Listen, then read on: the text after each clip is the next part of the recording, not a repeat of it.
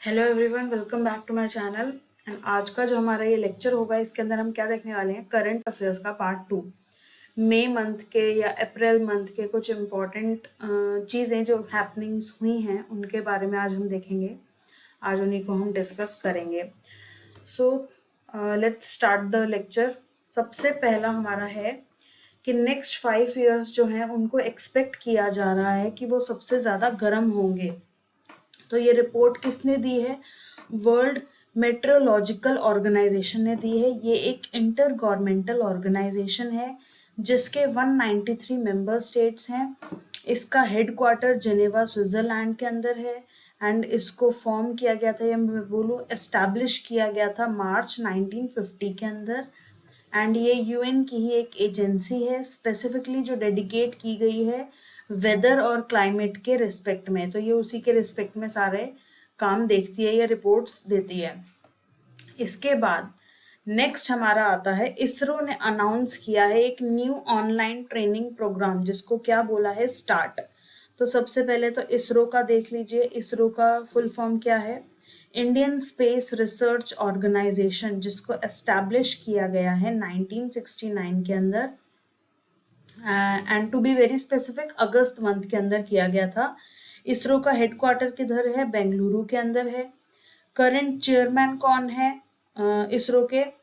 S Somnath. S Somnath से पहले कौन थे? के Siwan.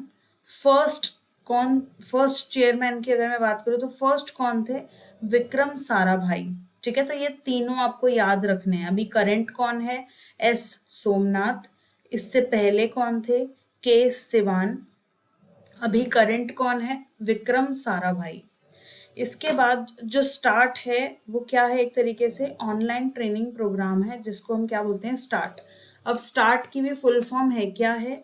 Space science and technology awareness training for post graduate and final year under graduate students.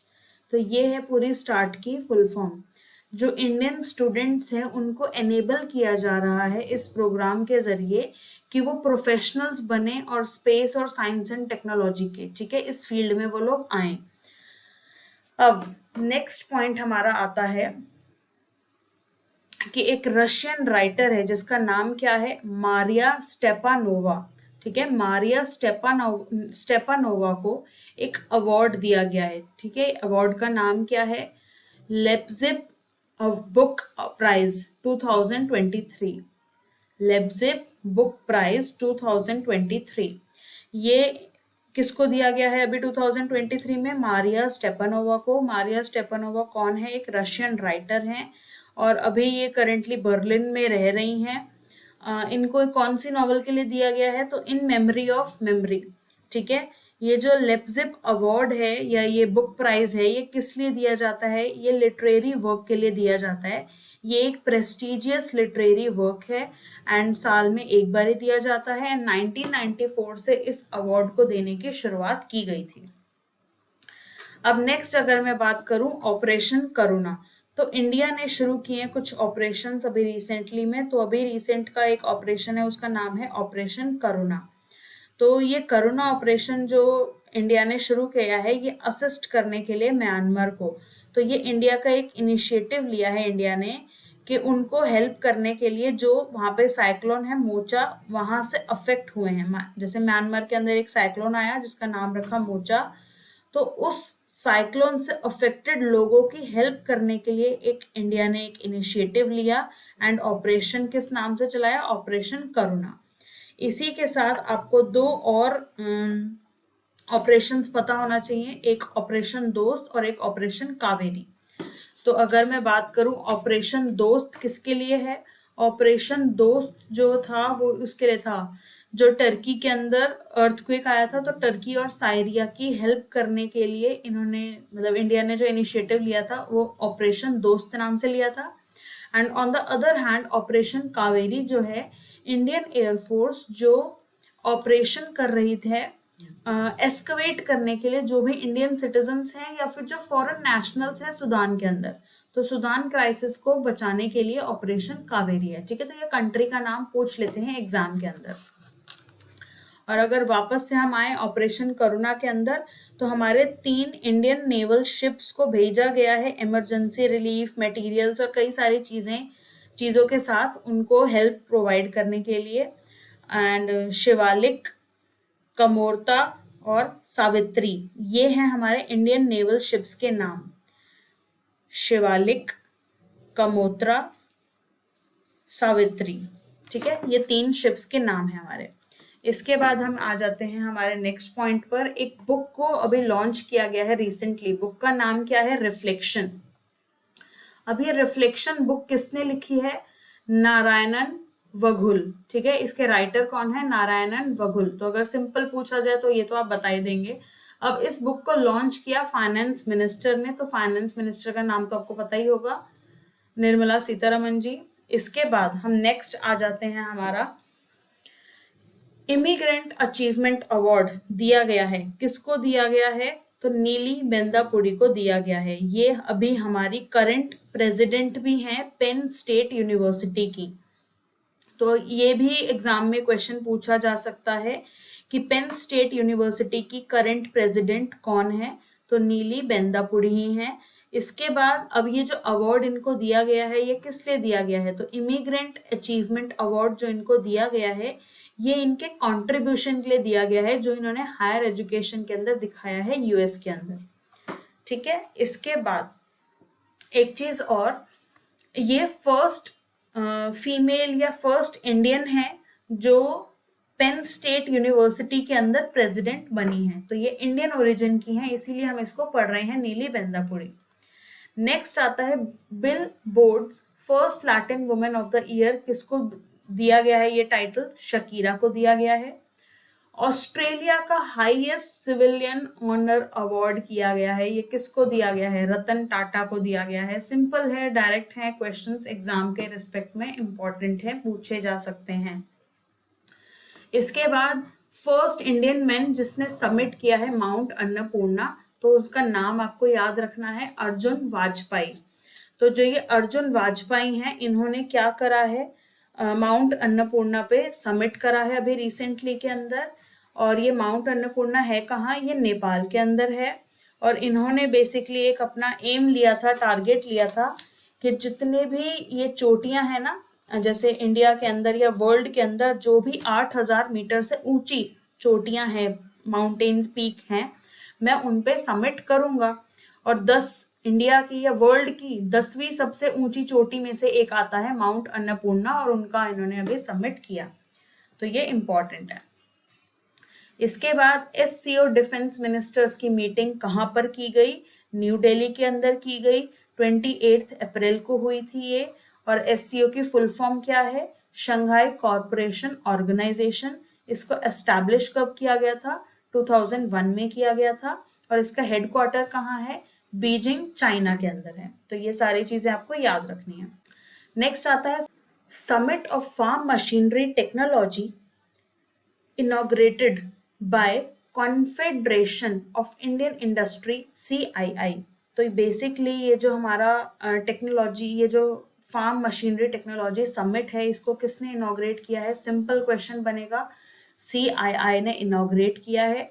And ये सबमिट क्यों करी जा रही है? जो भी फार्म के अंदर मशीनरी या टेक्नोलॉजी को हम यूज कर रहे हैं, उसको हम किस तरीके से अपग्रेड कर सकते हैं, क्या टेक्नोलॉजी हम यूज कर सकते हैं जिससे प्रोडक्टिविटी या जो प्रोडक्शन है वो बढ़ जाए खेती के अंदर, फार्मिंग के अंदर। तो ये सारी चीजों को यहाँ पे डिस्कस करने के लिए या डेवलप करने के लिए यहाँ पे ये सबमिट की गई है। इसके बाद नेक्स्ट आता है वर्ल्ड का first robotic check in assistant launch किया है। कहाँ पर? एमिरेट्स दुबई के अंदर अनवील किया है इन्होंने पहला, कि जैसे आप एयरपोर्ट के अंदर चेक इन करते हैं, तो यहाँ पर अब चेक इन के अंदर एक रोबोटिक असिस्टेंट होगा जो आपको चेक करेगा और वो एक तरीके से फेस स्कैन कर लेगा और सारी डिटेल्स ऑटोमेटिकली उसको पता चल जाएंगी। तो ये एक पहला, या मैं बोलूँ वर्ल्ड के अंदर पहला इनिशिएटिव है जहाँ पर robot check in assistant available हुआ है और लॉन्च हुआ है। तो पूछेंगे कहाँ पर हुआ है? तो दुबई एमिरेट्स के अंदर हुआ है। मे बी मेरी प्रोनाउंसिएशन थोड़ी गलत होगी, बट समझ जाइएगा। इसके बाद नेक्स्ट है workshop on Indian cinema was inaugurated इन। तो ये जो इंडियन सिनेमा के ऊपर एक वर्कशॉप हुई है, कहाँ पर इनॉग्रेट हुई है?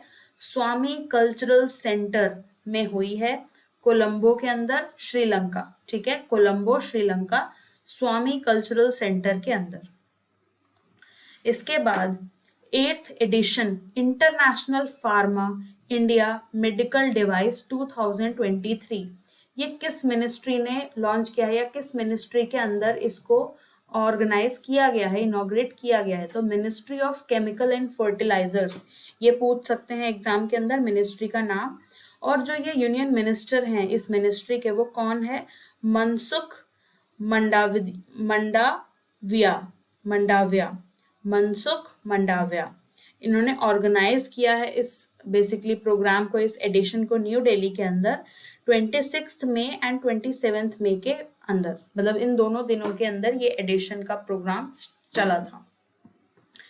इसके बाद नेक्स्ट आता है जो केरला है, उसको डिक्लेयर कर दिया गया है कंप्लीट तरीके से ई गवर्नेंस स्टेट। तो कौन से किस मेंबर ने किया है या किस पर्सन ने इस स्टेटमेंट को डिक्लेयर करा है?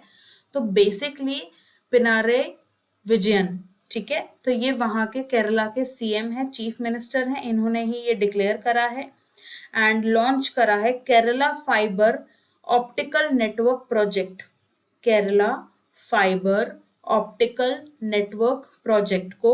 एंड इसको हम इनिशियल्स के अंदर बोल सकते हैं KFON, जहां पर ये सबसे सस्ते रेट के अंदर जो इंटरनेट है उसको प्रोवाइड करेंगे आम जनता को, जिससे वो एक्सेस ले सके सारी चीजों का digitally.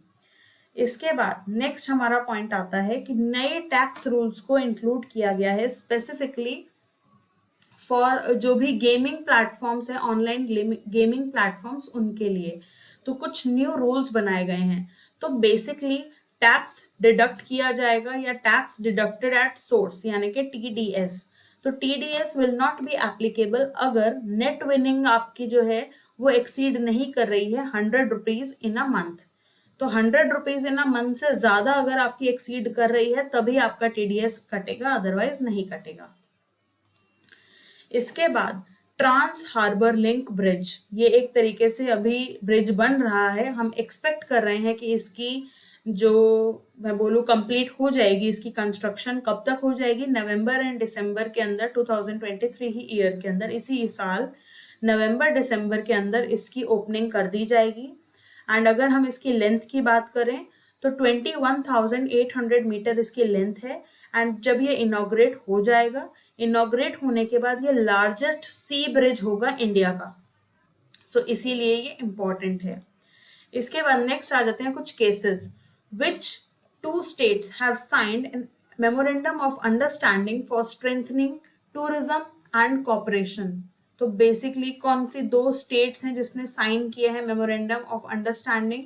So the answer is Goa and Uttarakhand.